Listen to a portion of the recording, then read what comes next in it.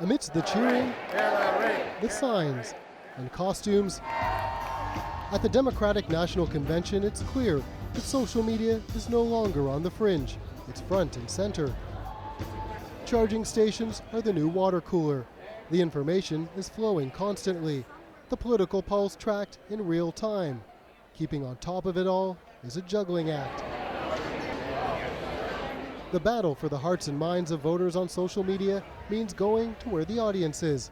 That means alongside traditional broadcasters are reporters like Laura Schwartz. Those are for the honored guests. Feeding Facebook, Twitter, Snapchat, and more. The amount of people that watch on their smartphone today, programs that are traditional programs as well as new media programs, has really changed the way the television industry approaches equipment and technology as a whole. This campaign has played out on social media like no other, in large part because of Donald Trump, whose first choice is Twitter. His tweets are conversational, often controversial, and shared 4 times more than Hillary Clinton's.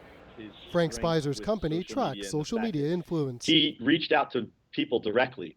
I think actually was sort of a template for future political candidates. This other red section here. A former White House press officer in the Bill Clinton administration, Schwartz says the days of campaigns relying on newspaper clippings to keep up with the headlines are long gone. They want to know what's trending, and they can alter right before they get out there and speak, as you'll see throughout the DNC, as we did at the RNC. In real time, you know if your message is working or if it isn't, and you can make those adjustments that might win your election. Inside the Facebook lounge, users can watch the Facebook Live videos broadcast as they happen, and there's no shortage to choose from. Here you can see how the candidates have been doing on Facebook over the last 30 days. For example, Hillary Clinton, 29 million people liking, commenting, and sharing her posts. Donald Trump, a little bit different. 37 million people for him. What's interesting, though, is where the interest is coming from. For Donald Trump, it's almost all over the map. You can see that that's where the blue is here. For Hillary Clinton, it's more widespread. The darker the blue, the more the interest. Frank Spizer estimates that if they were to pay for the social media exposure, Trump's would cost around $730 million. Hillary Clinton's, only $280 million. But not all exposure is good exposure. A story can catch fire at any moment, igniting a political firestorm, leaving candidates playing catch-up. The candidates themselves don't even control their fate, basically, right now. With 1.5+ billion people out there to ask questions, there's no place to hide. It means even delegates like 80-year-old Jacqueline Hawthorne from California need to keep up. I've already asked my youngest child to show me how to be more effective on Facebook. And I'll probably have to start tweeting, and she wants me on Instagram, she wants me on Periscope.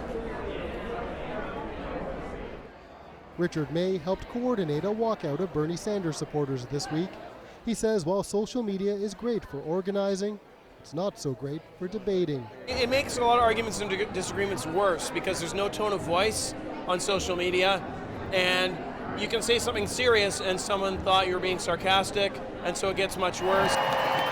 Social media is a place to gather, but can it get people to leave their keyboards or smartphones and get out to vote? It'll help younger people get out.